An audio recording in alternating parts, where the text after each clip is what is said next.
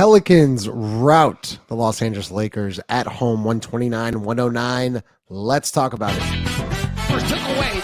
Yes, but this gets your money's worth out.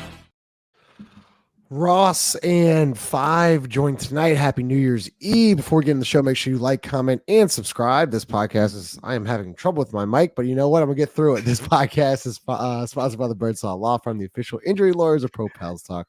Located at 19 Poydras Street by the Superdome. Give a call at 504-523-5413 if you or someone you know has been involved in an accident. Birdsall Law Firm, the official injury lawyers of Pro Pels Talk. Make sure you smash that like button. Once again, happy New Year's Eve. Jarrett was in the building tonight. Five. What was it like? It looked pretty rowdy there at the Blender. It was cool. I enjoyed it. I think everybody.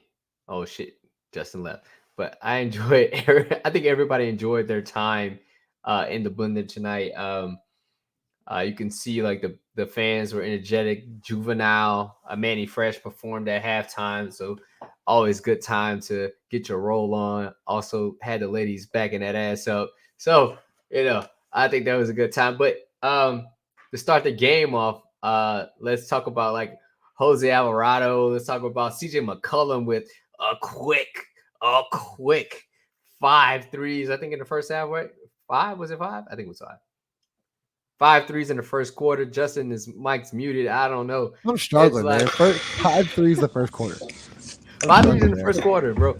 I tried to film it as much as I could, but like, yo, it's movement, it's shooting. Just look at this team when shooting's on the court. It just makes sense, right? It just makes so much sense. Shout out to my pops on this one because he mentioned it when I was home over Christmas, and I guess he had watched a game and was like, basically, he just had the simple comment of when like if CJ McCollum makes shots, the team looks really good. He doesn't watch every Pelicans game like we do, but his feedback was like, yeah, when CJ makes shots, they look really good. When he doesn't, they look really bad. So I went and looked after, and obviously today's numbers will only increase that sort of discrepancy between wins and losses. But CJ in wins is unbelievable. I think he shoots like 48%, like 45% from three. When we lose, CJ shoots like 35% and doesn't make any shots. And I mean, that's probably true of most players, I think, but I haven't gone and looked at that for everyone. But CJ's spread between wins and losses is massive. And obviously when he shoots it like he does tonight, odds are we're going to win. Correct me if I'm wrong, but I remember in the in-season tournament, we talked about X factors. Didn't you say CJ McCollum would be the X factor of the Pelicans win over the Lakers against Reeves? Was that the matchup we talked about? It was Reeves and D'Angelo Russell at the time. Obviously, D'Lo didn't play today. But yeah, I thought I really feel like in this matchup, he is the X factor. He's the guy that has to play well if we're going to win. Because the other two matchups are really tough, right? Like LeBron James and Anthony Davis, two of the best players in the NBA. I mean, Zion and B.I. could play great, and they did play great today, but that's still sort of a wash. I think where we have the opportunity to continue to get a leg up on the Lakers is the others. So, yeah, kudos to CJ. I thought he was tremendous. Yeah. And Five, we got to talk about Zion and Brandon. So let's talk first about Zion. Just totally different player tonight. Just a totally different player than what you saw in Las Vegas. I thought he responded well. I thought he was aggressive. He got to the rim. Was not scared of contact. I think got to the free throw line 12 times, goes 10 of 12 from the free throw line. More importantly, right. Like that was, he responded tonight. He deserves his flowers. What did you see from him in person tonight? I just wish they ran plays for him. That's all. Yeah. I just wish that that was the they thing do that little dribble handoff where he comes That's down. not a play. That's not a fucking play. Justin, we know what that is. I mean, we've run dribble handoff, dribble weave since we were in like, pre-K 4 type shit. Like it's this. I wish this team just ran a play for him, possibly on the left wing for him to go down here. I don't know. Maybe that just would make sense in my book, but neither here nor there. I think Zion played with a lot of effort. I think there was like an emphasis even on his screens, right? Like you can feel the impact. Boom, bow. He hit you. Now it's time to roll. Like there was a pace to it. There was some kind of emphasis like, hey, this guy's engaged. Even, it really told me his first rebound. I think, someone, I'm getting some The comments first in here now. rebound, boom, gets the rebound, bow, it's time to run. And I think Lito talked about this maybe like a month ago. When Zion gets a rebound, it's almost like you had the advantage. It's like a turnover. Right? Like, It's a live ball turnover is what Lito described it as. I thought that was genius when he said that because it makes you think, right? You're like, well, why? Because when that dude gets it and he's full head of steam going down and you're going downhill, you ain't stopping him. The only way you can stop him is fouling him. That's the only way you can stop him.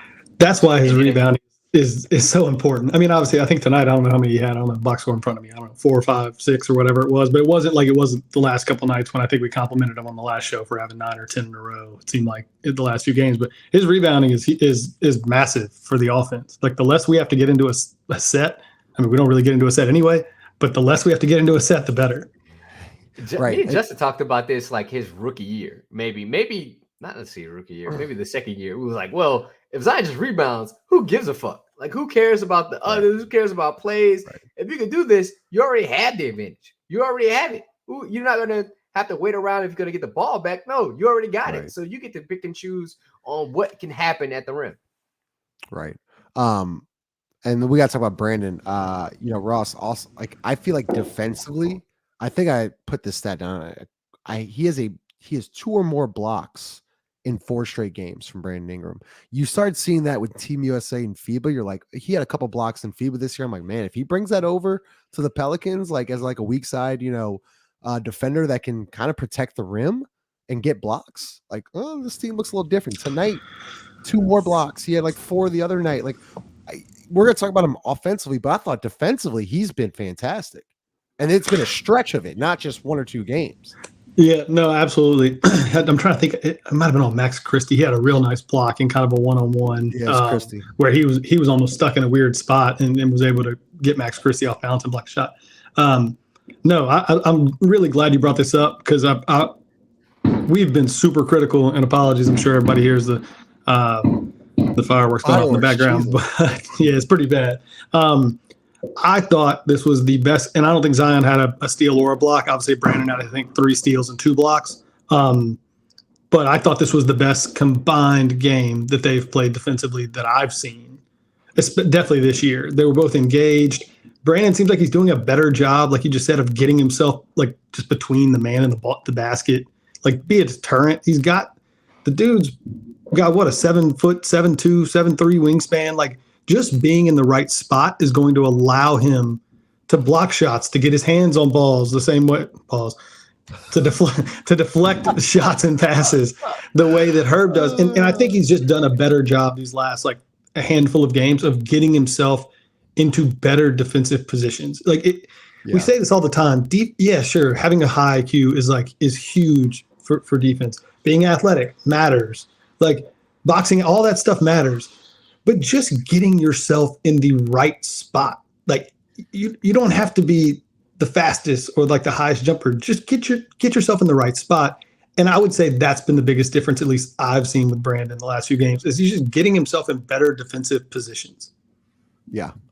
Ross, check your phone because your mic's a little like staticky. I think Lala's gonna try to help you fix it, but just check your phone. But I'm gonna go right to 5 because we'll get back to Brandon and Zion. But Jared, you're there tonight.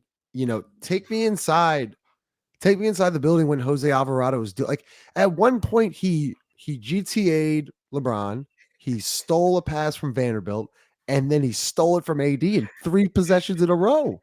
And then he had a deflection on Reeves, and then I think another deflection on I forget a rip on Hayes. Like that was all in the second quarter. Dude is like that. I think in the Energizer Bunny, but like almost, you ever play like NCAA, football, and like they had like the Heisman moment, and you got the controller just fucking shaking. Yes. Like that's Jose Alvarado. Like when dude's involved, like everything changes. Everything changes. Like a matter of fact, I was, as you talking about sitting courtside, like LeBron, he GTA'd LeBron. LeBron turns around at Torian Prince like, I can't hear you. Like the crowd was so into it. Like LeBron can't hear somebody 10 feet away from him saying, hey, yo. And matter of fact, if you replay that and look at it, Torian Prince tries to bump Jose Alvarado off his line just so he doesn't do it. But he's moving so fast, you can't catch him. It's That's crazy to say that because like I know you don't get to see replay much, but I don't know if you've been on Twitter, but AD pointed it out on the back to he's like, look at Prince. He's shouting at LeBron. Hey, he's coming. LeBron can't hear you. But that shows you though, Jarrett, like that's the fans. when that Like, place is packed out, when the Blender's packed out, man. Yeah. We know like this city rises up for a big game. Like we've all been at the Superdome, Sunday night football, playoff games, Monday night. We've been playoff games in the Blender. It really is a home court advantage for them. And to be honest with you, Justin, I wouldn't even say like just big games. Big games only have brought people out because they don't know what they're going to get from the Pelicans on a night-to-night basis. If they saw the team that they played, that they saw tonight on like a Wednesday in fucking November, this would be the norm. This energy would be the norm. We talk about last year versus the Timberwolves in December. Like that was a Wednesday night game. But yet, like it was rocking because the team had been playing with a consistency or a level of performance that you would want to spend your money for. Right. It's the team. It isn't Zion selling tickets. It isn't Brandon selling tickets. It wasn't AD selling tickets because he couldn't sell shit. He couldn't even sell Ruffles chips. Like, this is a team performing at a high level, and I want to spend, what up, Lito? I want to spend my hard-earned money on a team that I can, it doesn't guarantee you a win. It doesn't guarantee you a loss. It guarantees you energy to play. Like, okay, cool. I can sit up and watch this game. Even if we lose, I can take the L because this team is going to give me something to watch. 5, man. We need more open bars for you. That was fantastic, right? That was a good one right there. That was a good one right there. Lito joined the show. Brett, yeah, I saw her again tonight. Unbelievable. Just stop my tracks. Lito's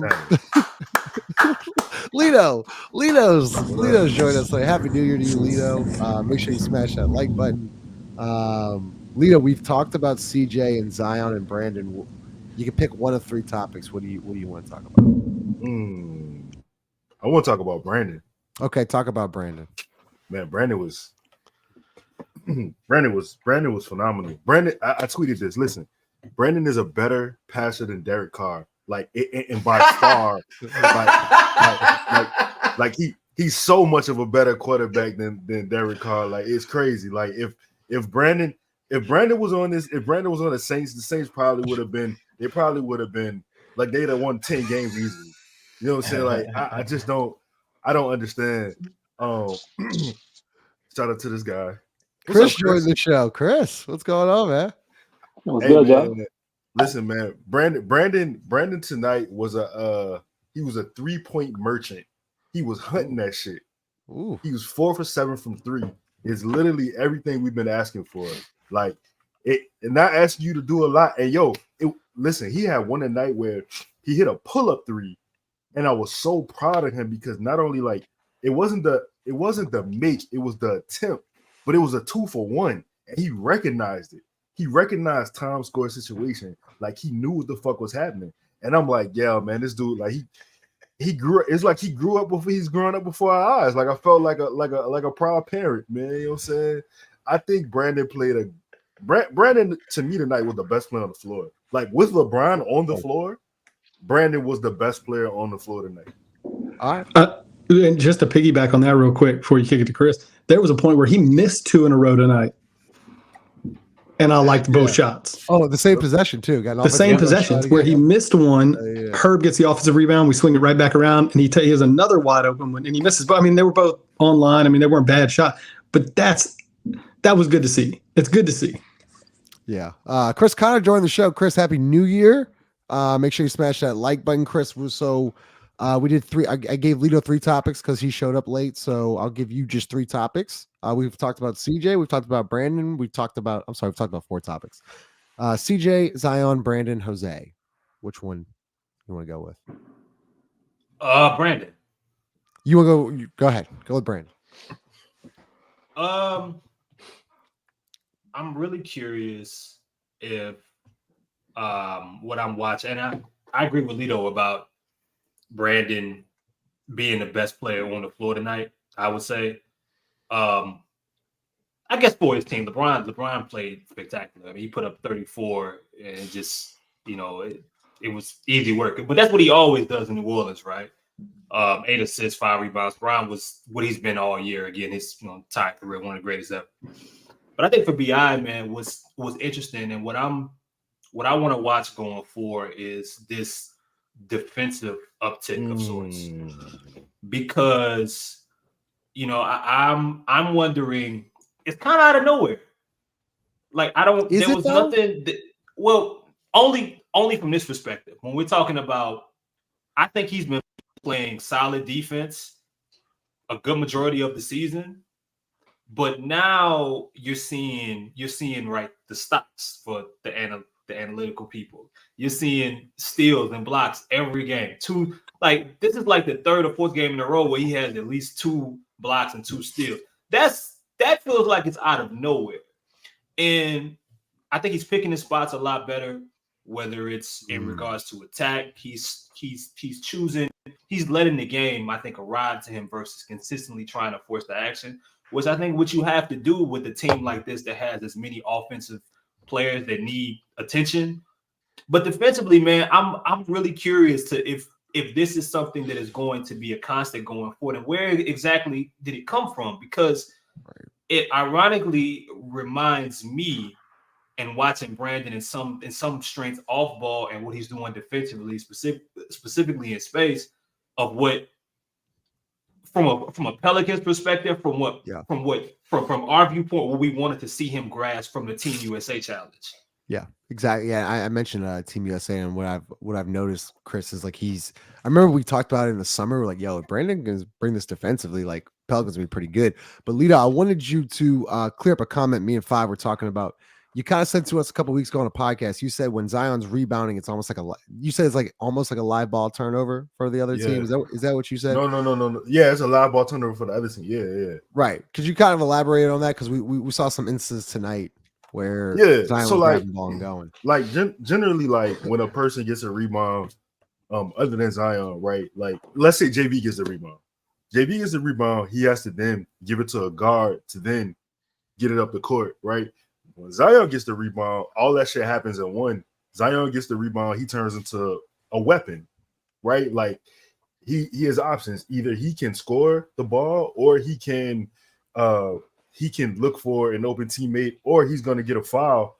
And in many instances, like as soon as you score, he gets the rebound, he can beat the defense back down the court. So it's like a turnover. Like instead of somebody having to take the ball out and get an assist, man. Damn, that's crazy. That's crazy, Sean. It's so funny, dog. We gotta get Chung up here, dog. Yeah, we gotta get Chung up. Yeah, we need Chung to join our show one time, maybe 2 times. Go ahead, Leo. But nah, man. And that's the difference. Even though he only had 4 turnovers tonight, the one thing I saw that was impressive to me, I don't like the 4 I don't like the 4 rebounds. I'm sorry. But the one thing I saw tonight, he got the first rebound. That's the third person to say it on the show. It's the third person to say this on the show. He set the tone. Like you saw the tone was set from the first rebound. And it wasn't just, bro, he fought JV for the rebound. It wasn't like an easy rebound. It was like those 2 guys were there, and Zion was like, nah, this me. I'm gonna get the ball up the court. I'm gonna expedite this whole thing, and then it kind of set CJ up, right? Like you saw what Christian did from that point. Like CJ was just on the heater, and I'm not saying like every one of those was Zion, but like, yeah, man, it's a live ball turnover, and he should do more of that because I think when you saw what's the last game they played, Utah. He had a double-double in back-to-back games. And I think he's starting to see it. He's starting to realize, oh shit, like these just not rebounds. Like this is rebounds plus something. This is a rebound plus a score. This is a rebound plus an assist. Yeah. Well said. 5. We gotta talk about the coaching adjustments tonight. I thought that they deserve their flowers. I thought they game planned very well. You saw them attacking mismatches whether it be Taurean Prince, whether it be Jackson Hayes, whether it be Austin Reeves, they attacked.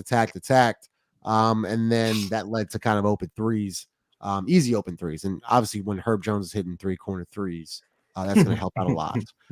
But what did you see from the staff offensively and or defensively tonight? Y'all talked about that 2-for-1 opportunity for Brandon. That was all JB. I heard JB from the other side of the court. JB, not JB, right? JB, James Borrego. Coach James Borrego. I heard him yelling from the other side of the court, 2-for-1. Clear as day. And Brandon shot a 3 and he made it. And he sat his happy ass down. Like that's coaching. Understanding that understanding a guy can have an impact, like, hey, just giving them information helps. Giving them knowledgeable information helps. I think the game plan was great, right? Like, but I also think a lot of it was on the players tonight. Like, Jose's impact was felt greatly. I don't think it was like, hey, they made these crucial adjustments. I mean, think about it. The Lakers on the last leg of a back-to-back, they're going against Darvin Ham in the Hamlets. Like, all right. Wait a minute. Wait a minute. Good against Darvin Ham in the Hamlets. Like, Buddy got his hand in his pocket the whole night. Like, they call really them pockets, man. That's what Lakers really fans call them. They call them pockets. You're really just going against Bron on the court, right? Like, LeBron scoring 20 points in the first half really plays into the Pels' hands, because you don't want LeBron sharing the ball to everybody else. You don't want him getting everybody else involved. You really just want him scoring and dealing with it. It's just the comments are killing me. I'm trying to listen to 5. I see all these fucking comments. Can I tell you that? Can I tell you that? I think that what I liked the most in terms of talking about coaching from today's game is it felt like we had a rotation that made, like, we played to win the game. Yeah. We didn't just play to make sure everybody got some time, or we weren't just, last time I think we used the frame, a slave to the to whatever the rotation is. Like, we played the game. I think we basically played 8 guys tonight. We did. Well, I mean, I think Dyson got 6 or 7 minutes, and whoever Hawk got a handful of minutes. But you played 8 people tonight, and for me, I get it. There's gonna be some nights where you need to play 10. If you guys remember, we were bitching about this early in December and late November. There were nights where we were playing 10, 11, 12 guys some nights. Yeah. It's just too many people. You can't get into any kind of a feel for the game. You can't learn your teammates because you don't know who you're going to be out there with. I really liked that basically we played with, for better or for worse, we played 8 guys tonight. And those 8 are going to be the 8 that are going to have to carry you to wins. You're just not going to win in the regular season playing 11 guys. It's the NBA. It's not how it works. Yeah. Chris, what did you see, offensively tonight from Willie Green and co, and what they did differently against the Lakers? Because if you remember, they weren't generating anything in Las Vegas. They got nothing. I think they only attempted like 12 threes or something ridiculous. But go ahead. Yeah, I mean, I think they did a good job of finding matchups, and they did a good job of immediately attacking whatever the Lakers. So, for example, when the Lakers came out in zone, how many times did we see the Pelicans kind of stagger around, trying acting like this is the first time they ever seen a zone? Right? It takes them like 3 or 4 possessions to figure out how to beat the zone. You know what I mean? AD and Joel are yelling, consistently, go middle, go, and they don't do it. But it feels like they knew what the Lakers were going to do, and as soon as they were prepared for it, they were ready. Soon as the Lakers came out in zone, what they do? They put Zion middle, and a couple times, there was a couple turnovers that were there, but eventually it worked. And the guys, they got quicker into attacking whatever the Lakers were throwing at them. And whether that was, Jonas adjusting to the way Anthony Davis was guarding him and getting to the free throw line a few times, or maybe that, or whether it was BI, they can finding CJ when CJ was on a heater, no matter who checked into the game, everybody's objective until he missed was to find him. Yep. Just they simplified the game, I think, offensively. And with these kind of talents, I mean, sometimes, man, that's really all you got to do. Attack the matchups, make the smart basketball play, find the open guy. Someone's running zone, you know how to attack the zone. And I mean, that's pretty much what they did to me. And they took advantage of a tired legged team that were missing a few different guys. And that, outside of AD, Bron, and Austin Reeves, don't have anybody else with D'Lo out that can really hurt you with the basketball. Yeah, like that's what I was like. Me and Chris, me and Follw were talking about that. Like, we finally took advantage of a scheduled win, right? On a team on a back-to-back that got in late. Like, you finally took advantage of that. Yeah, make sure y'all smash that like button. Lito, go ahead. What'd you like from the coaching staff tonight? I like the game plan. I think that oftentimes, especially Follw will bring up the identity or lack thereof of the team. And I feel like tonight you kind of, all right, I think they took 32 threes tonight. The Pelicans took 32? I didn't see the final. It might have took 34. That's a good number. 34? 34, that's a good number. They took 34 threes. They took more threes than the Lakers. So that's good. So here's the thing, right? Now, I saw somebody ask this in the chat, like, is this sustainable? Will you revert back to a frog tomorrow? Will you not be like this? Whatever this was tonight, like, can you just keep this up? Because here's the thing, I don't think it was anything to keep up. You not to be negative here, but Brandon and Zion still didn't play together. We still didn't see a pick and roll, right? But here's the thing. My question is, all right, so like Brandon was a merchant for he 100 threes. We got JV on some seals, right? You got CJ on the perimeter with AD one-on-one, and that could go either way because AD, he blocked shots on the perimeter. But like, I'm just saying, I like that you took advantages of the things that you had. But Justin, I want to address this real quick. I agree with this. Yeah, he only had 12 shots. I mean, I know he went to the free throw line 12 times. Bro, he had 3 turnovers in the first quarter. Trying to hit pocket passes, trying to hit like getting into the lane and then kicking out. Like, you right there, like in his zone. Yeah, like just attack it. Yeah, I agree. I agree. Sorry, no. Well, I got a text message. 5 says he wants to talk about Herb. Let's talk about this, yeah, right? Yeah. Mr. Herb Jones, right?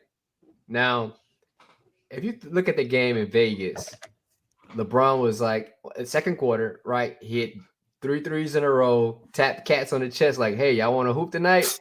They were like, nah, we don't want to hoop. But tonight it was different.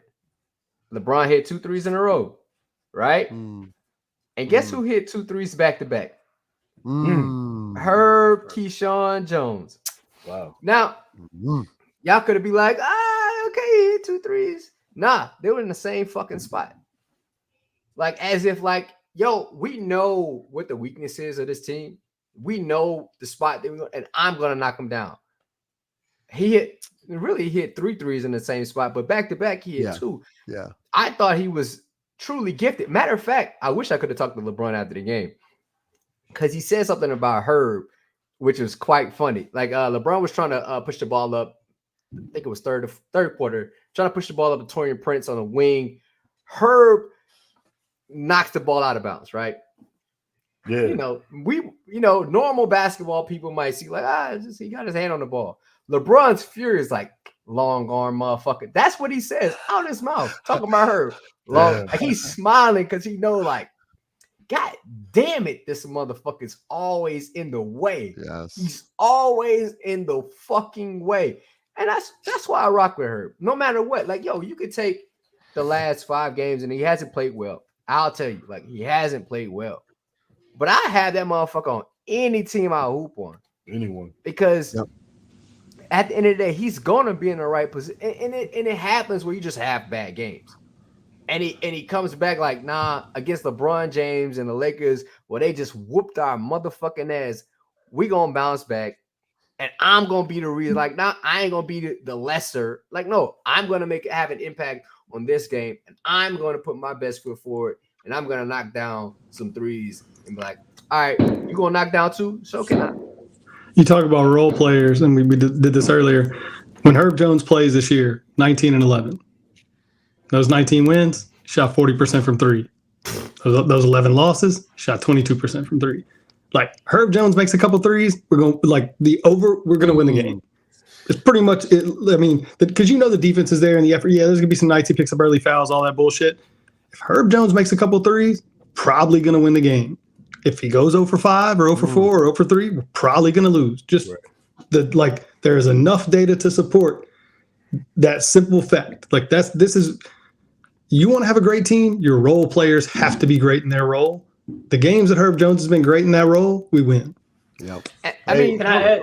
Go ahead, Justin. My bad. Go ahead, Chris. Well, Five, I wanted to add to your point about Herb. I think one of the it kind of goes back to the adjustments element. The first time they played the Lakers, I believe that like LeBron was Herb's primary assignment. Well, this game they had BI be Bron's assignment defensively, but we talk so often about how when Dyson was in the starting lineup, Herb being off ball and what that did for him defensively, it kept him for the most part out of foul trouble. Because guys like Bron, no matter how good of a defender you are, they're gonna find ways to get you in foul trouble, and they're gonna find ways to to score. But having him off ball, I think it frees him up so much so where maybe, to Ross's point, by the time it's time for him to make something happen offensively, he's a little bit less tired versus having to guard the best player every single stretch and do. And in that starting lineup, the drop off from him to the next best defender is so far. It's on him to make a lot of those plays. I really like the fact that they trusted having BI guard Bron pretty much a good majority of the game and let Herb do his thing, play off ball, kind of roam and make whatever plays he wanted to. And I think that helped him a lot. And maybe it affected what he was able to do offensively. And Chris, he contested. I'm gonna let I know Chris. He in one possession. Now I think about it, he was off ball, contested 2 different shots. Like he ran past the corner to where he had to pass it up. I forget who the players were. So he contests the corner shot. Guy can't get it off, so he swings it. And he swings, and then he goes from out of bounds to the wing and contests that. And it's a brick. I'm like, dude, this is just it's not normal, man. Like that shit's not fucking normal, dude. It was unbelievable. Fine. Did you want to add something real quick? Because I got a question for Ludo. No. Just the simple fact of like Herb is better off ball. Not saying he's not a great on ball defender, but like he can reach superstar status, i.e. LeBron-esque status defensively. Like when he's playing secondary, you're playing off ball. Like I can play help. He's greater at help. I'm not saying he's bad. Like, bro, nobody's guarding LeBron one-on-one. Nobody's guarding Ja Morant one-on-one. Sorry. That's just the fucking belly of it.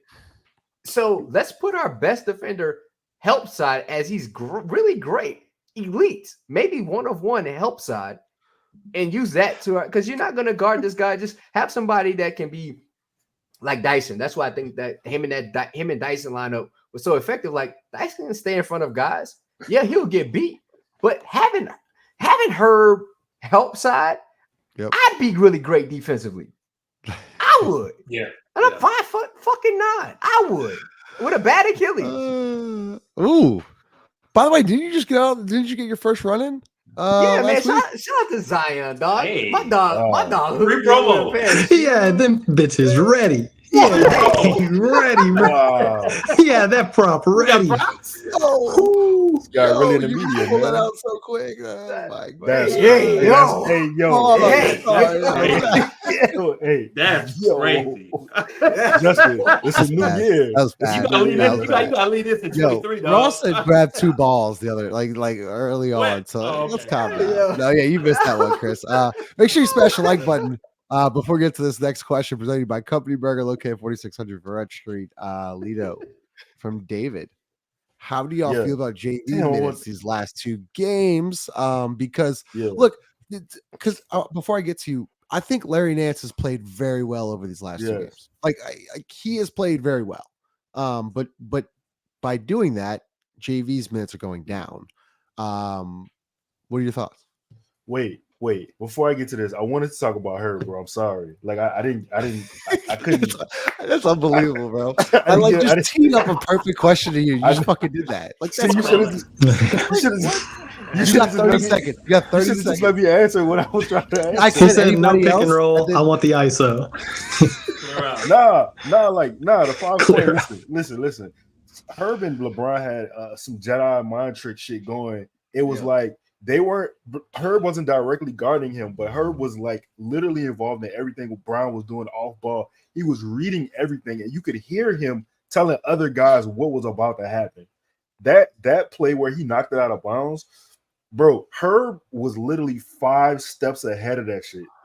And it just so happened he couldn't get to it. But yeah, that's all I wanted to say about Herb. And 5, you couldn't ask Brian the question because he ran away. So you know what I'm saying. Yeah, Lito, can we get to the All right, let's do it. Valanciunas Yeah, let's go. show. Let's go. All right, go ahead. Yeah, how do I feel about that, David? Anybody who's been watching this team, anybody who's been listening to us, saw this about to happen a mile away.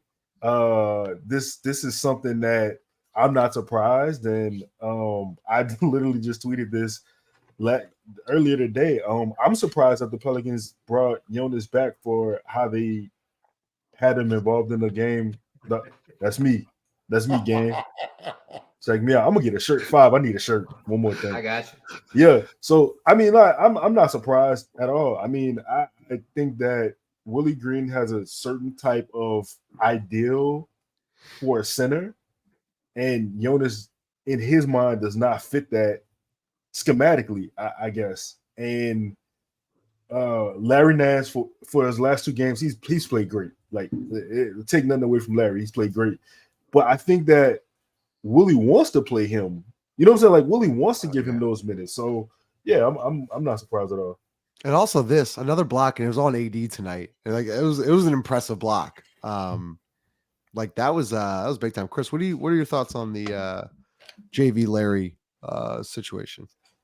I guess it's not really a JV Larry. Well, I guess it is, right? I guess Larry's taking his minutes. Yeah. I mean, I think it's a necessary balance.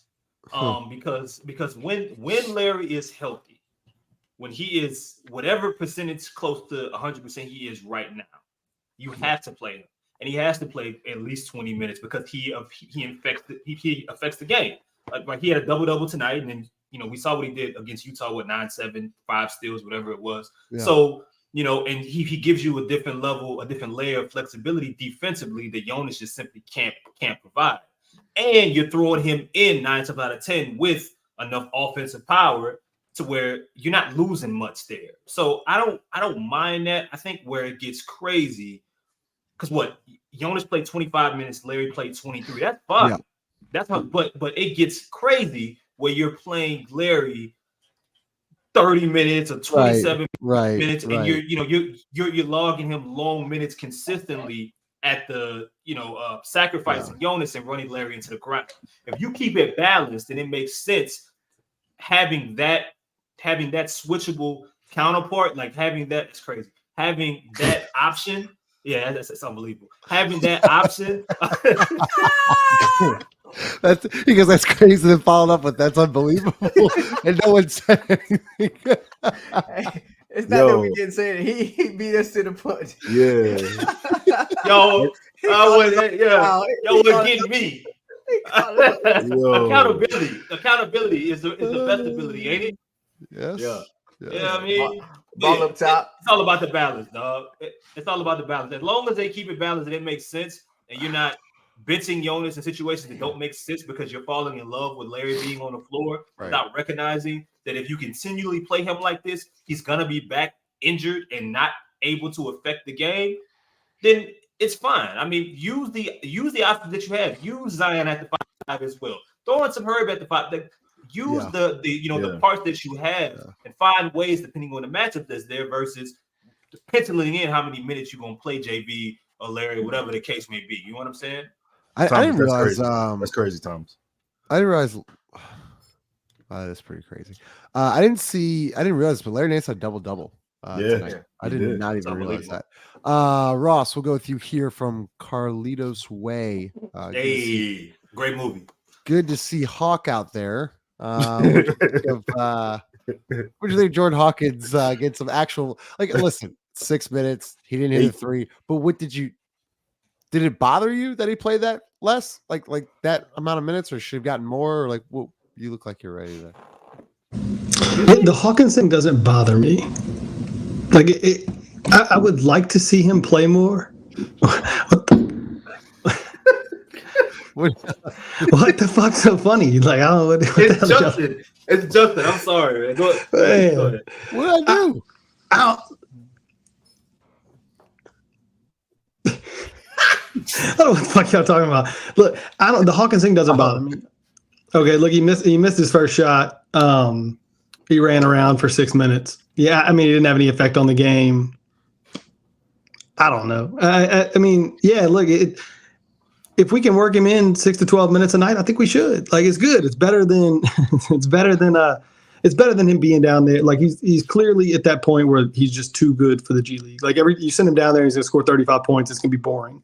Right. So you're better off continuing to try to find 6, 8, 10, 12 minutes when you can for him to play. Like that's my opinion of it. What he does in those 10, 12 minutes, like I almost don't care.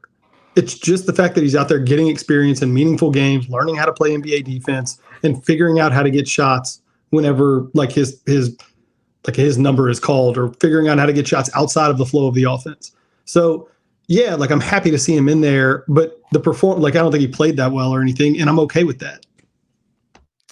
Yeah, I mean, yeah, I agree, but if he's not going to play, JV, but he did play. No, I'm saying though, do you think if Trey Murphy's healthy tonight, do you think he actually gets in? Because I don't. So my point being, did they know that Trey Murphy wasn't going to play a couple days ago, so they called him back up? Like I just, because if he's not going to play and Trey Murphy's back, then I do want him in the G League. And yes, I know he's going to get 30 something a night, but he's got to play somewhere. I don't know. I still think you can find like 5 to 10 minutes for him a night, even if Trey's there. I really do. I don't think that's asking too much. I mean, I said, look, you played 8 tonight. The other 2 guys got 8 minutes. Like, it's just not that hard to find 6 to 8 minutes, I don't think. I mean, that's my opinion. Shit, when Jose's doing that, I mean, but he's not going to do that every night. Like, he's not going to do that every night. There's going to be nights where you're not going to need Larry to play 25 minutes. And you trust the coaching staff? You trust the coaching staff? No, I don't. No, I don't. No, I don't. But I'm saying normally it's not that hard to find 6 to 8 minutes for a guy. See, that's the thing about the sustainability question from earlier. Oh, yeah, I got it for you. I want to be so, like, I'm happy that they won the game, but you still have questions, you know. Right. You still, like, I told someone in the chat a couple weeks ago, I said, yo, like, y'all should allow us even in wins to be happy for you or to be upset for you, so you're not upset when they lose the game if they're gonna lose the next, couple days down the line, like, because I think with this team being so inconsistent in so many different ways, it's difficult. I hate that this smash the like button thing has become accepted. T-shirts. I really dislike that this has become accepted. But yeah, I mean, like, Chris ain't smashing the like button for us. He's not on it. Not at all. So that's the thing. When we're talking about sustainability, it goes beyond just when we're talking about Hawkins, or we're talking about it's about certain habits that we're seeing right now. If they can has this team scored what Brandon, CJ, and BI? No, I'm sorry, Brandon, BI. God, Jesus, Brandon, CJ, and Zion scored 20 back-to-back games. Mm-hmm. Mm-hmm. Is that the first time that they've done that since they've been together? That might. Back? Yeah, for sure. Yeah, like have they figured out something? We don't know. We'll find out in 2024. Is Brandon's defensive output as of late, is that continuing going to 20? Is that just gonna be who he is? We don't know. All right, Jose played 20 minutes tonight, but the next game is he gonna play 8 minutes? Hey, what is happening? It's his fault. I don't even talk no more. Wait, it's his fault. Look at his smile. Look how happy he is breaking. It's crazy. But buddy, it's crazy. The future number 1 draft pick is saying that. That's insane. Can I knew somebody was going to say this. Do you mind if I go for a second, Justin? Go ahead. So I did say 8 players. And the point is it's 8 core players. Like, there's still a handful of minutes to go around. But the idea was that in the stuff we were complaining about in November was everybody on the bench was playing 15 minutes. So we'd have 11 guys basically all playing, your starters would play 20, whatever. And then we'd have 6, sometimes 7 players coming in. As long as there's a core 7, 8, sometimes 9, maybe, that are playing the majority of the minutes, really 7 or 8, how you distribute those other like 8 to 10 minutes amongst the role players, I think I'm indifferent about. But there's for me, there's at least a clear line between like, hey, who's playing 20 minutes tonight and who isn't? And the who isn't, to me, varies based on the matchup, right? Like there's going to be nights where you're going to need Dyson to play those 12 minutes. There's going to be nights where you're going to need Hawkins to come in and hopefully get hot in those 12 minutes. And so like players 9 to 12, it's a sliding scale. Like there's going to be some nights you don't play. I mean, there's probably only two guys on the roster that just shouldn't play unless things go real bad. But between Dyson and Hawkins, those 2 guys, I think it's going to vary night to night, or at least it would for me if I was the coach. Yeah. Who are those players that shouldn't play? Who are those 2 players? Zeller and Kyra. Zeller, you said? Yeah, in Kyra. I mean, when Larry's healthy, like what are you going to? I mean, why would Cody Zeller ever play with that fully healthy Larry and JV? Because I know that's Justin's guy, but like, holy shit, you gotta be kidding! Y'all are I say the guy plays well. I mean, I like the way he plays, and like now he's my guy. Fuck, Chris, did you want to keep going with anything or no? That pissed me off, man. That pissed me off, man. Because Chris started this shit. Chris started this shit with the Cody Zeller thing. Yeah. 5. This comment from Chris Flow 24. B.I. didn't even look like he tried scoring it up at 26, but the latter part of this sentence 5 is that 3 ball is a difference maker. I know we touched on it a little bit, pause, but caught it. Okay, caught it. Made an adjustment. But what did you like from Brandon tonight? Getting up 3, because I didn't think he took a bad 3 tonight. Nah, that's if Brandon Ingram shoots 7 threes a game, I think that's what the attempts were tonight, right? Yep. If Brandon Ingram shoots 7 threes, I think the Pelicans are in good shape.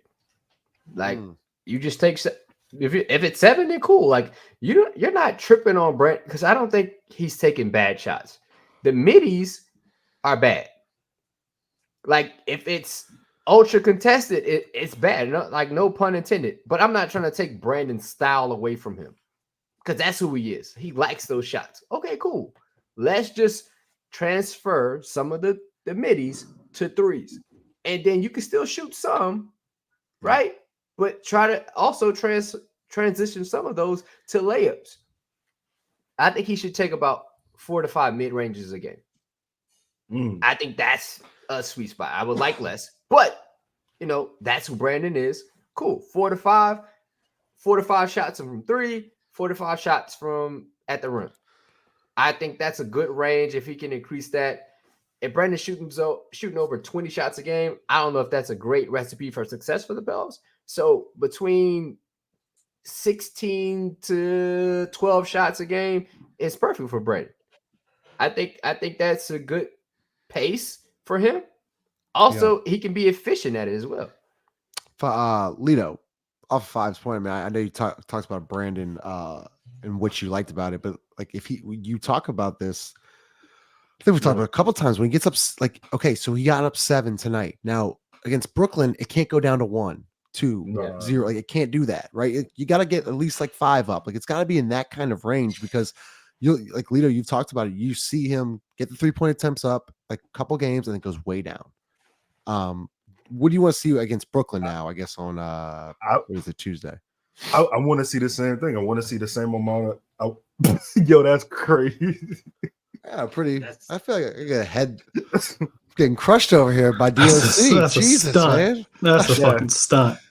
That's tough. Jesus I mean, Christ. shit, man. Look in the mirror. David O'Connor. Yeah, that's personal. Nah, but Cody Zeller, bro, like that's crazy. Brett, listen, Brett, to 5's point, right? Once you set a standard or something, you got to keep that standard going because you saw the night. The game became easier. He had a quiet 26, and the 26 is. I know he did. He had a quiet. Zion had a quiet 26 too. But the thing is, like the threes are way tools. Like it's just a fundamental part of the game. For me, it's not so much, and I understand what Follw is saying about the middies. For me, the problem, the type of middies I don't like are the long twos. So if he's gonna post up, if he's gonna be free throw line extended mid post area, and he's just gonna shoot over guys, that's a layup. I'm not tripping out that. Yeah, the long twos though, Yeah. where you take a step inside, like that's an insane shot to me. Like it's no reason to shoot that. Like totally alleviate that out of your game. Right. 15 or shorter, or either a 3-pointer. Like no in between of that. Like that from the free throw line to the 3-point line, you should never shoot any of those shots. It should be all free throw line or below, or 3-point line further. That should be it. Yeah. Chris, on the last podcast, we had talked about someone had a tweet out saying that if you took half of the crunch time losses and they turned them into wins, you'd be the number 2 seed. So what Linus said here tonight, I didn't hear this, but Joel brought up at the end of the game that we've lost by a total of 4 points over our last 3 losses. Like just think about if some of these losses or wins, they're probably top 4 right now, which is crazy to think about because we've really been hard on the way they have been finishing games, but we can, as Jose said at pregame today, they see the potential. Like it's right there. They know that they're right there. It's just about closing. Now, can they keep doing this? Well, the good part about that is that if you look at January's schedule, they're going to have a lot of opportunities to show you if that's, because that schedule was rough, man. Like it's completely different from what December looked like and some of the opponents that you had. So, and, look, that's why, you want to know, they have to find that balance, man, between process and flow of the game. If Brandon is, Brandon shooting, he shot 7 threes tonight. Well, if he shoots 2, against Brooklyn, but he scores 30 points, well, I'm not mad, but if it's the other way around, he's passing up good looks because he's going to what he naturally is comfortable with. Well, then it doesn't fit. The team shot 34 threes tonight, but an important, I guess, thing to mention with that, they made 17 of. So when you make 50%, well, of course you're gonna continue to shoot them. But what happens when you start out 0 for 8 in the first quarter? Will you continue to stick with that process and stick with it, knowing it's not working so far? If they're able to do that, then I think you're able to, we can have different conversations about beating these good teams. But some of these good teams, they stick to what they do, even in failure.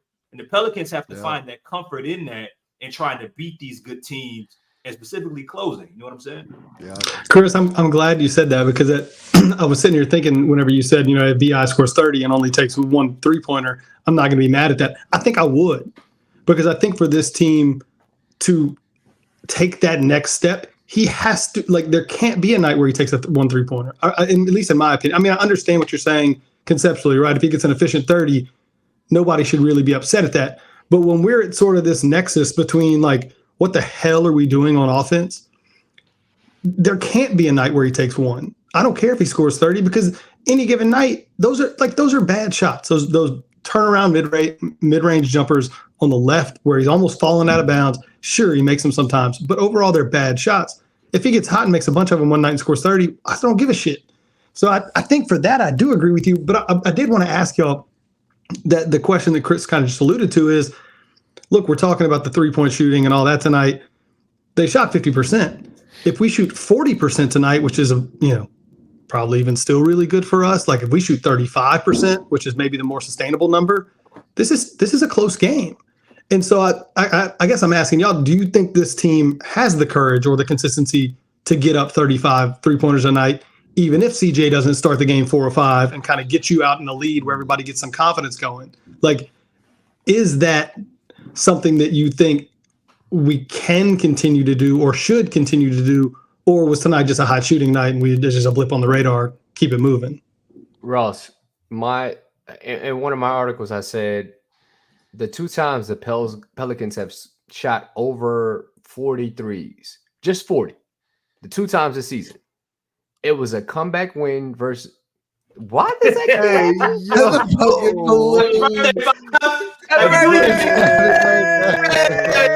This fucking dude's got like a 3-week long birthday. It's unbelievable. We're talking about the balloons. More life, dog. I'm going up at 24. Listen, More life. the 2 times the Pelicans have scored, shot over 43s per game. It was a comeback win versus OKC earlier in the season. And the next time they did it versus Washington, they broke a franchise record and made threes. Just those 2 times alone just lets me know, bro, just shoot them. If you losing them, fine. But it lets me know, like, hey, this team can shoot threes. I don't think they have, like, all right, outside of Trey Murphy, CJ McCollum, and Jordan Hawkins, they don't have, like, knockdown shooters. But they have capable players of knocking down threes. That's all you need. That's all you need. Just guys that can knock down threes. And I don't know why. I don't know why they want to get into this barrage of shooting middies or like not getting to the rim. Bro, that's just the wave of the. Legs talked about this. JJ talked about this on their pod. You have to be an elite scoring team if you want to be a good team in the NBA. Yeah. That's it. Yeah. Lean into the shooting, lead into the scoring. When you have an athlete like Zion, if you have, skilled player like Brandon, you have to improve them. And improving them is, let's lean into the scoring and we'll figure out the defense on another end. Hold on. Who we no mind. No mind. Just keep going. Okay, we'll keep going. He's better than him at who? And then who? Come on, dog. Okay, right. Context. I think what he's saying is that Brandon, I think he's still the most efficient mid-range shooter in the league right now. That's what I think that's what he's saying. That's what I'm thinking. All right, I'm guessing that's what he's saying. Hold on. He had a context. Statistics say he's the most efficient mid-range shooter. You okay, Lito? No. You good? Statistics still say those are like the worst, the absolute worst shot you can take. Like it's almost as if like you have to shoot 60% from 2, like from midi, just to be relative. Yeah, just to be just like Kevin Durant has to be that good at it for it to be okay. And let me ask y'all something. Are you guys, when we're having this discussion, do you think, and we're talking about Brandon's mid-range shots, is it to you guys more so something that regardless of the array of talent, like let's say the team had more willing volume 3-point shooters, would your opinion on Brandon and the shots that he's taking change, or do you see it as more so of this team simply needs him to shoot more 3-pointers than he's shooting for them to be successful? I think it's a little bit of both. Like I think like Brandon's a good shooter. And I've seen him work at the 3-point line in practice multiple times. In I think I had a video I sent to Dustin. I asked Brandon about the 3-point shooting. He talked, what the fuck is going on? I have no idea. I talked to Brandon about this. Jose's in the background like, hey, bro, you shoot enough of that shit. Right. You should shoot them. Like, everybody knows it. Right. Everybody knows that Brandon should shoot the fucking ball. He just has to do it. Like, stop passing up what he thinks is a tough 3. Like, no, bro, to you, that might be tough. But to everybody else, you're Brandon Ingram. You're 6'9" with a 7-foot wingspan. Shoot the ball. Who's blocking it? Who cares if you miss? It's a good shot because you're a good shooter. To me, it goes back to me. And when Follw says that, to me, it goes back to Willie. Because somebody got to hold you accountable for not doing it or doing it. You know what I'm saying? Like, you can't punish somebody for not shooting a 3. Huh? You. Yeah. What you mean? Remember, me? When we were hooping and you ain't want to shoot the 3, and I kept telling you shoot the 3. You never want to fucking shoot the 3. But like, do you honestly think, like, seriously though, Lito, do you think that if Brandon weren't to shoot 3s, Willie would take him off the floor? Oh no. I'm sorry, I misjudged your question. I didn't hear what you said. No, I don't, and that's the reason why he's not shooting the 3s. Right. That's why. Like, but like, I don't think it's up to Willie Green. It's up to Brandon. It's both though. It's both. But Willie can only control so much of that. Like, hey, I want you to go shoot more 3s, but like he hasn't. So like it's all on Brandon. He can only control that. So I don't know. I don't know. I think Go ahead. I was just gonna say to answer the question. I agree with Five. I think it's a little bit of both. I think it just depends on the personnel who's on the floor. Like if I don't need him to do it, like maybe I wouldn't be so pressed about it. But at this point I need him to take those shots. That was my question. And it's not for me. It's not the mid range. Everybody gets hung up on mid range versus 3-point. It's not like all mid ranges aren't created equal. For me, it's one very specific type of mid range shot, the fucking contested one. Like he takes a bunch of shots coming off screens and everything else from the elbow when he's wide open. And he knocks them down. It's the shot that he takes with 12 seconds left on the shot clock that he could get anytime he could take that shot anytime. Your back is to the basket, you're cut, you're defended, and you've got to fall away with the hand in your face. Like those are the mid-range shots I want him to get totally out of his game. The shots when he's going downhill and he pulls up, I'm fine with those shots. Those are good shots. Like, and that's I hate this whole like Brandon needs the mid-range thing. Like, no, Brandon needs to take good shots. That's what he needs to do. That's funny, man. Because I follow a few Celtic fans, and when they lose games, they're pissed about the amount of threes that the Celtics did take.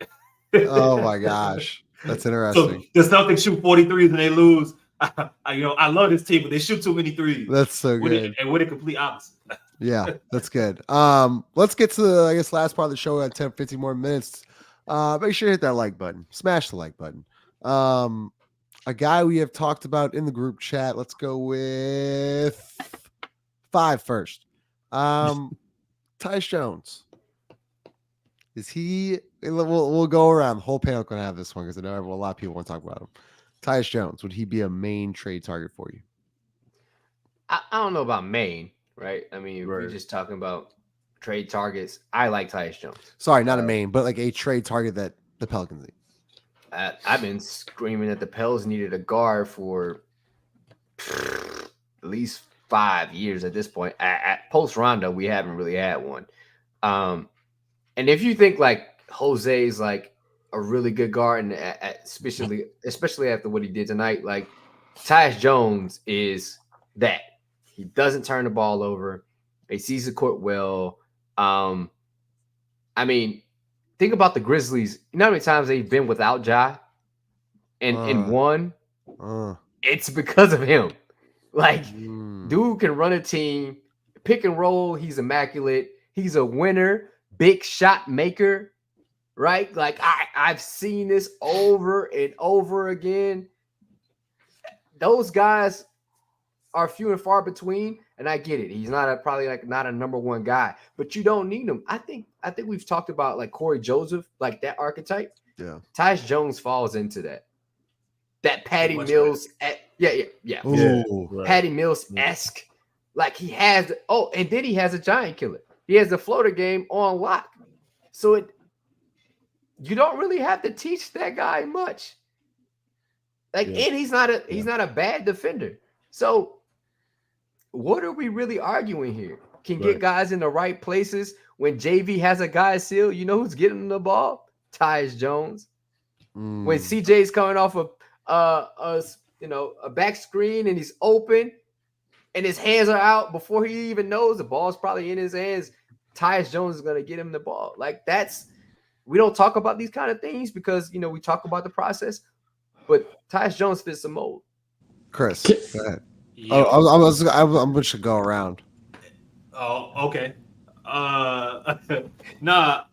I think, man, if you were building like a small guard, like if you had like a template for a small guard that you wanted to succeed offensively, I like Tyus is one of those guys I'd have them watch. Like he's not the best small guard in the game necessarily, but he's really, really good, and he would be among the examples that I would have someone who's trying to succeed at this level, because he does. And I mean, he's also like he's a solid defender as well. But offensively, he doesn't really have a weakness. Like he can create, he can play the pick and roll, he can shoot the three. I think right now he's shooting 40% from three. Last year he shot 37%. He can play make, averaging close to 6 assists. doesn't turn the ball over. Five threw a stat out yesterday when we were talking about Tyus, which is crazy to me. You know what I'm saying? Like he's been on winning teams. He's been in winning situations. He's started. He's come off the bench. He's led second units. He's closed games. He's kind of done it all. He can shoot the mid range. Tyus can do pretty much everything that you would want. He shoots. He's a good free throw shooter. He does it all. 54% from the field. Yeah, I mean, what else could you want out of a guy, in this case, a backup guard, or if something happened, someone that you would have started? He kind of does it all. And he's been around longer than I think people really think. For those who care, his nickname is Ty Stones. Stone. Yep. Ross, go ahead. Yep. You had to tell us that part. Like, Yeah. He got that one at Duke, because he won a national championship. Oh, hit a big shot at There Duke. we go. Look, I like Tyus Jones. I think he would be great, but this is almost a pointless conversation for us to have, because you can really ask, like, there's two questions, and I'll let y'all answer them. One, are we going into the tax for Tyus Jones? Probably not, right? Like, I mean, does Tyus Jones make you an NBA? Because he's a free agent this offseason, so you're talking about 3 months of Tyus Jones, right? I think he's great. I want him on the Pelicans. I think everything y'all said is true. But one, we're not going into the tax for Tyus Jones. And the only way to avoid going into the tax for Tyus Jones is if Larry Nance is getting moved as part of this deal. Doesn't matter what I think, doesn't matter what you think, doesn't matter what Chaz thinks. They not fucking trading Larry Nance. Well, but Ross, but here's the thing. That goes back to the only way that they would trade for Tyus Jones. The only way that they would trade for Tyus Jones is, in my opinion, if this team had a really great January. And they felt like, okay, we're talking about a team that can contend. He's the guy that can put us over the, you know what I'm saying? And that's what and I guess that's the question I'm asking. That's exactly what I'm asking. Is Tyus Jones the guy that puts you over the top look, for me, it's not does Tyus Jones make you an NBA champion? I don't think that's the question. I don't think the team is judging whether they would go into the tax off of whether Tyus Jones makes you a champion or not. But does Tyus Jones take you from we win a first round series to a potential like Western Conference Finals team? And if the answer to that is yes, then maybe they do. But I think the fit is obvious. It's more of the financial and the like sort of roster construction question that's much bigger for me, because I don't think there's when he's if healthy, I don't think there's any way they're trading Larry Nance. It's just my personal opinion. I don't agree, right or wrong.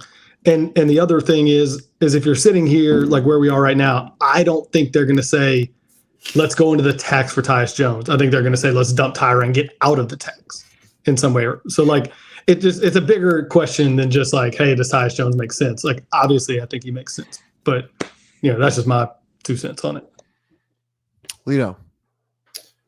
I mean, he's a high IQ guard, solid defender, good shooter.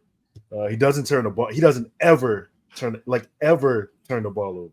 He why wouldn't I want him on my team? The only weakness of his is he went to Duke. Ain't no weakness. Well, listen, man. Got Zion, Brandon. Yeah, okay. Couple cats. Yeah. Hey, what Coach K had? But listen, Bob and Chris said it all. When you talk about, and listen to Bob's point, right? When you talk about those Grizzly teams, right? When Ja was playing or wasn't playing, I got data that could back up JV being the best player on that team because he had somebody to look. What you say? I forgot they played together. Oh yeah. He's a you know what I'm saying? He got somebody that will look for him. Like he can score the ball, but he's traditionally a point guard by nature. This team needs somebody to set the table for guys. People complain CJ dribbles too much, right? Maybe he wouldn't have to dribble so much if somebody could get him some easy shots. You complain that Brandon doesn't take threes, right? Well, maybe he doesn't take threes because he has to create those threes. Maybe Zion runs more in transition. I mean, it should definitely be a fit, but like Ross said, is that gonna happen? Nah, you wrong. And let me tell you how you wrong, because you're wrong. Jeez. Go ahead. Nah. Justin, Yeah. Do you I kind of know your answer to this already, but how you feel about trading for another guard, whether it's tied to someone else, and Jose's minutes either being gone and him being traded off the team? How do you feel about that, especially after a night like tonight? Good question. How do you feel? That's a really good question, Chris. I appreciate it. Chris a bad person. He is. He's just like drinking smoke. Yeah, it's funny you ask that because like tonight it's like, damn, dude, like Jose changed that game. Like without Jose, like I'm not saying they probably still would have won, but man, Jose it just flipped the switch. And I wasn't there tonight, but the way Jarrett's describing it, like it was deafening in there, and that's what Jose can bring on a night like tonight, right? But could he possibly do it in a playoff series? Phoenix? You could say Phoenix, right? He had a really good matchup with Chris Paul, but like, okay, what about Dallas? Like, is he gonna play? You think he plays against Dallas? You think he plays against Denver?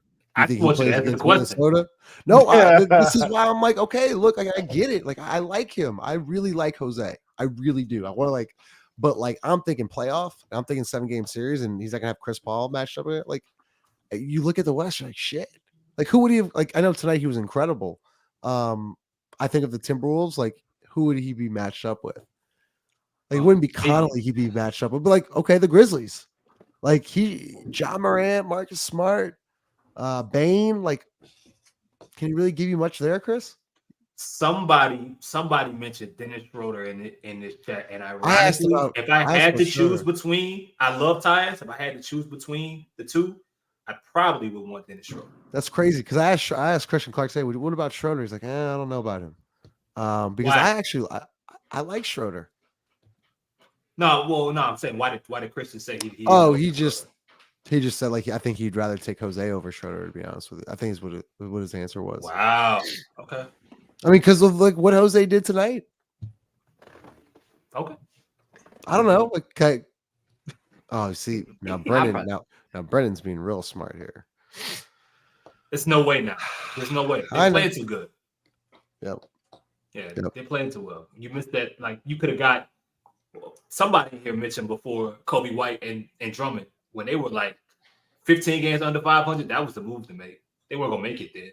Shout out to the Knicks for saying we're not gonna wait to the deadline. We're gonna make a move like yesterday. Buy low, sell high. That's a good one. I wanted to ask about what do y'all think about Murray or Brogdon? Too much money. Murray. Oh, DeJounte. I thought you were talking about Jamal. I was about to say. Yeah, I'll take Jamal. I was about to say, like, fucking right. What you asking? Or Malcolm Brogdon? I like Brogdon. Where's he? Too much money. Portland. This guy chimes in. Too much money because they're not going in the tag. Like, because even to trade for one of these guys, you're talking about packaging up like a lot of salary. I just like, you think Gale's going in the tax to? Aren't they already in the tax? We're already in it. We're already in it. Well, you think we're going further? That's what I'm saying. You think we're going further into it for Brogdon, or are you trying to say that we're putting together a bigger package that would include? Maybe anyone, right? Like, I guess if Jonas is included in that, or Larry, or whoever, right? But like, to make a move like that, you're gonna need like a big chunk of salary to match, or you're going way into the tax, which I just don't see it. You want to win or not? No. Do what? Do you want to win or no? It ain't my fucking money. Like, it ain't hell yeah, I want to win. Hey, Gale, cut them checks. Cut the checks. I'm all for it. I'm just saying, like, but I think just look at what they've done. Like, yes, I want to win. So bring in whoever, but I'm trying to think realistically here. No, I mean, I 100% agree, but that would be the question, and that goes back to things that Chaz has asked over and over again. Like, what do you think? Like, what is the purpose of, or what does the team want to have to actually happen at this point? If you want to win, right now you're 19-14. 19-14, you're what, a game or 2 games away from like the 4th seed. Yeah. Like, and then from there, maybe 3 games away from 3rd or 2nd seed. Like, everything in the West, similar to last year, it's all there for the taking. And ironically, your problems right now in the games you lost haven't even all been roster related. You've lost a lot of these games. You've been the reason that you haven't been able. Justin mentioned, they blew however many leads, or they lost however many 4 close points games. in 3 games. Yeah. So you've been the reason. It hasn't even been roster or talent based. So if you mean to tell me at that point, if this team finds a way to get through January alive, if they survive or if they succeed, I mean, if Gail isn't willing to make a move like that for Tyus or whoever the case may be, then what are we doing to begin with? What's the point of even buying in? Look, my opinion on it, I do think they would go into the tax, but if they do, I think it's for an upgrade as a starter. Like, I don't think they're going further into the tax for Malcolm Brogdon or for Tyus Jones. While I think those guys would be great players that would absolutely fill a need for us, I think if they're going to go into the tax, it's going to be for a significant upgrade or a perceived significant upgrade over JV. And I almost agree with that, like, in my head. So that's just my opinion. Is that if they're gonna go into the tax, bring in somebody with another heavy salary attached to them, it's not going to be for like some backup guard that's making $17 million. It's going to be for potentially somebody that they see as a huge upgrade over JV. What's the upgrade, Russ? Somebody that is either far better offensively, or fits far better offensively, or somebody that's much better defensively. So is it Jared Allen? My only issue with that is they don't have an identity yet. Like, this team plays different every night. So how do you fill a void that you don't even know you have?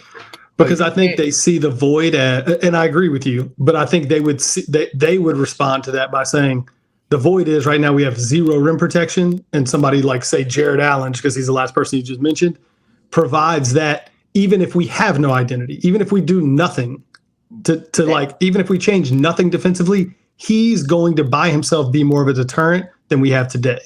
But that's the issue, right? You're going a defensive route when the rest of the league is going I agree. I wouldn't do that. I'm just because Jared said that's just because Justin just said that. That's not what I would do. I would go the offensive route. No question about it.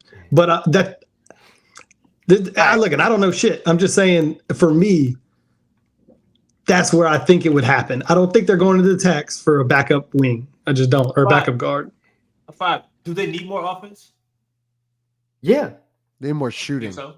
Yeah. Or I'm not gonna put, like, say, offense on one player that's out there that we can bring in. It's scheme.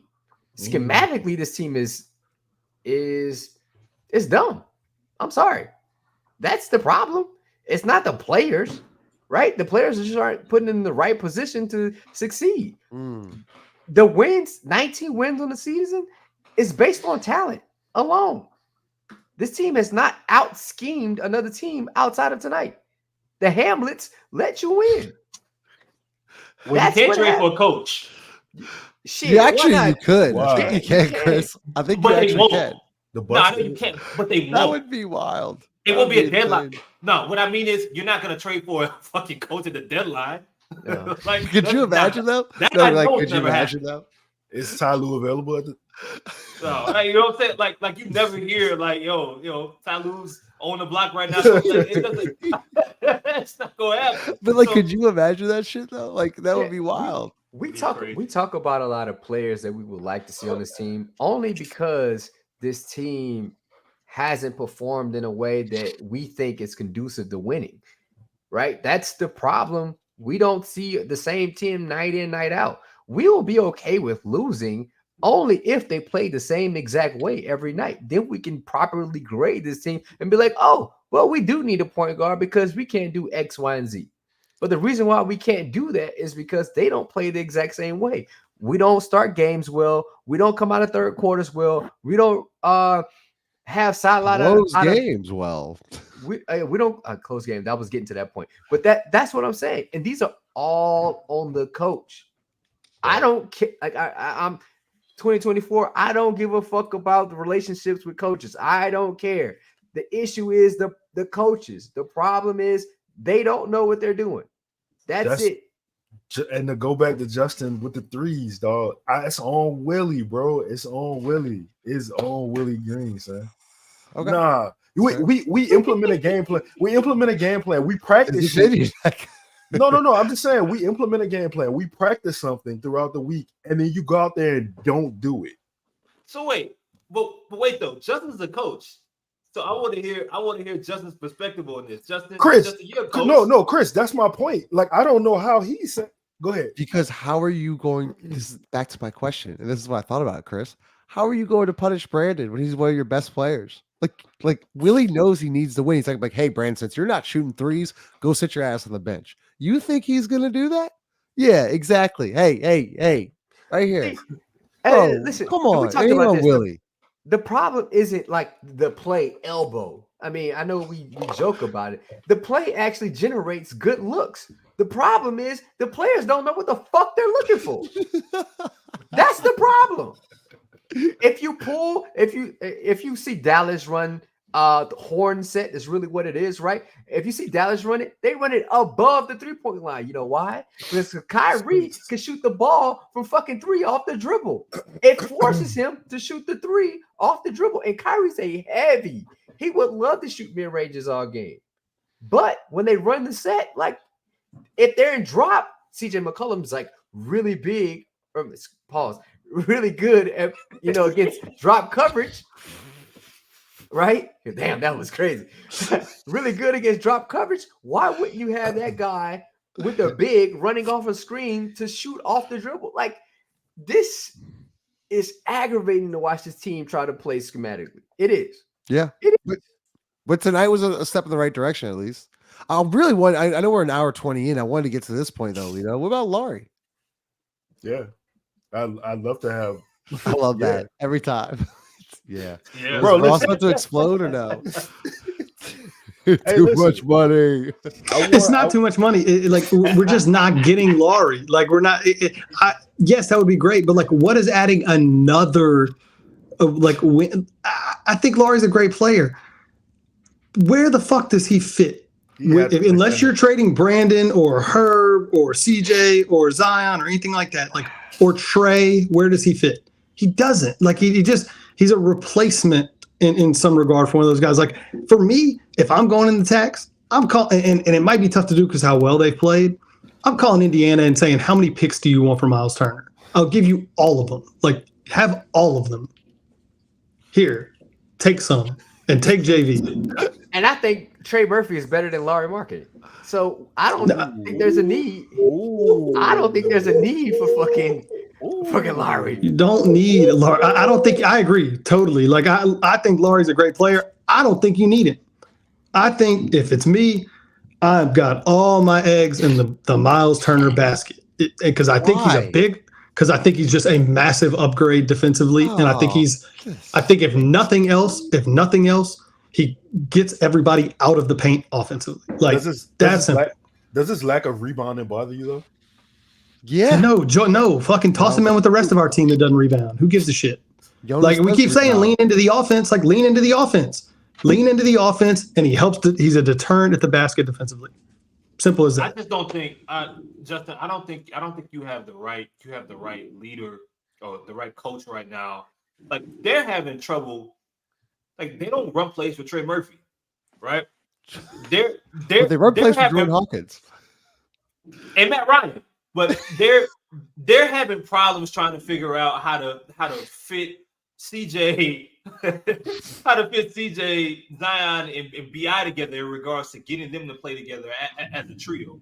Like they don't know how to necessarily how to maximize those individuals. You want to add another offensive guy, and the thing about it, if you do that, and you already talking about you have to pay Trey Murphy a crazy upgrade upcoming. I just don't see adding another $20-30 million guy helping that. You already got problems in trying to figure out how to use that guy. So to add another individual, another dude that's gonna want the basketball, I don't see how you do it. You haven't figured out what you have right now. You haven't maximized that. I wouldn't do that. Miles Turner is shooting 4 threes a game at 41% this month. Wait, say it again. He's shooting 4 threes a game. Appreciate you, Caleb. He's shooting 4 threes a game at 41% this month with 2.2 blocks. How many years in a row is this? He's been at the top of the league of blocks. I mean, I'm telling you, our trade list for me is literally one player. I mean, yeah.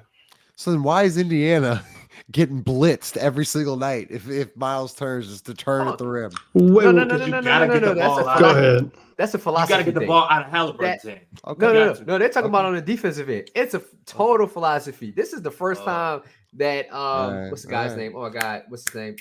It's escaping me. I can see his face. Used to be a coach at Dallas. Now he's a coach. Carlisle. Carlisle. It's the first time Carlisle has ever said like "fuck defense." He has never, ever. He realized, hey, I got Halliburton. I got athletes. We're just gonna run. But that's what it is, right? When you have an elite offense, like, hey, we're just gonna go with pace. You're gonna give up buckets on the other end. You can't do both, right? And this is my problem with the Pelicans because they want to be defensive first, right? If you're going to be defensive first, you have to be really good offensively in the half court. And they are terrible. We watch it.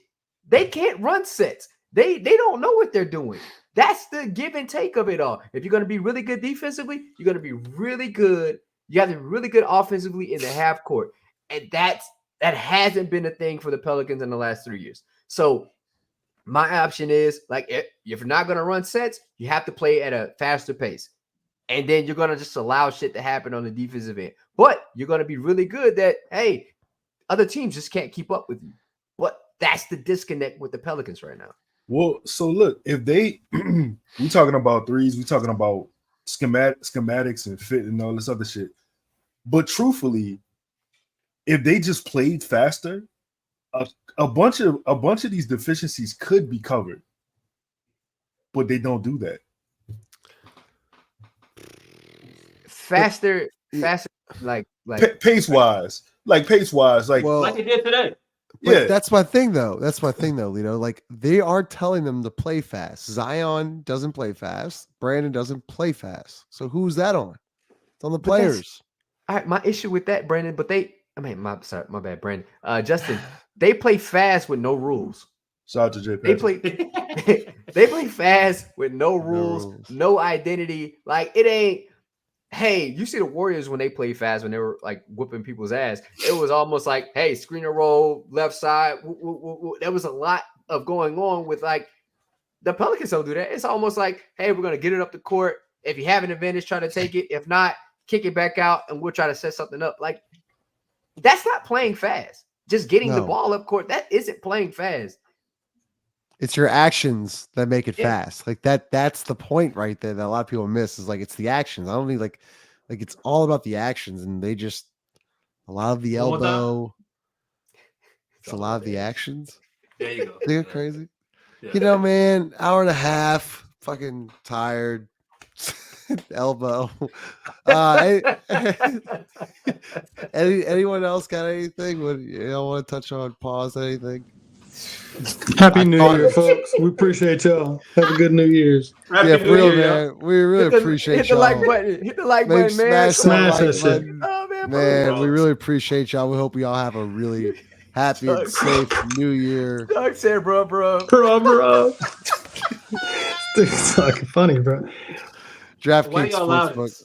What's that? I don't know. DraftKings Sportsbook is giving new customers an exclusive offer just for NBA fans. This week, new customers can bet just $5 and get $150 instantly in bonus bets. Plus, score an NBA League Pass subscription on us for the rest of the season. Download the DraftKings Sportsbook app now and use code BOOT. New customers can get $150 instantly in bonus bets for betting just $5. Plus, score an NBA League Pass subscription on us. Only on DraftKings Sportsbook with code BOOT. The crown is yours. Gambling problem? Call 1-800-GAMBLER. Must be 21 or older in most eligible states, but age varies by jurisdiction.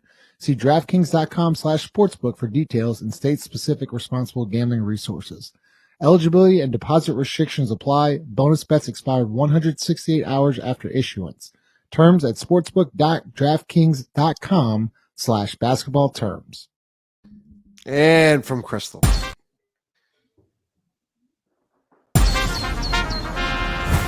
I need to clear something up about New Orleans. While our culinary scene might be on fire, Our food has never been about heat. It's always been about flavor. And this is how New Orleans does flavor.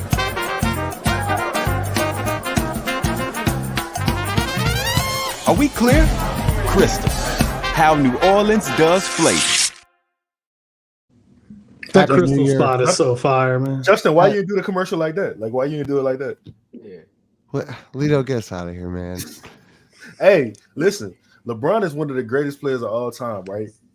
And now he has a new standard he set for himself tonight as the only player in NBA history to be GTA 3 times in one game. God bless you. Have a good night.